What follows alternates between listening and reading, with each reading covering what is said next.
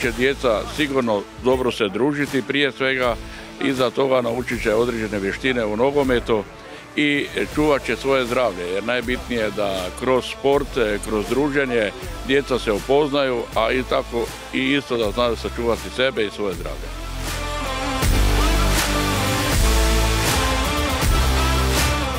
Ovaj projekat smo aplicirali početkom godine na natječaj Ministarstva turizma i sporta.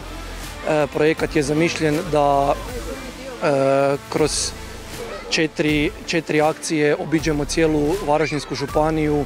Projekat je također i zamišljen da damo priliku da se i djeca sa posebnim potrebama te djeca slabijeg imovinskog stanja uključe u nogomet, uključe u sport.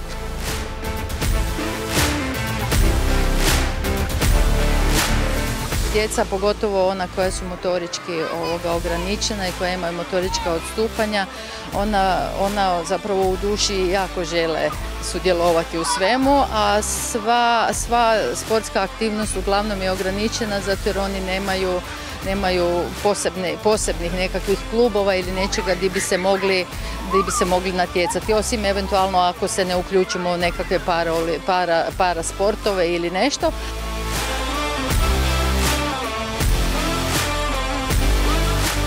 Projekt je dakako besplatan, projekt je sufinanciran u 100% smislu od strane Ministarstva turizma i sporta i Županijskog nogometnog saveza, gdje su sredstva osigurana temeljem odluke Izvršnog odbora Županijskog nogometnog saveza.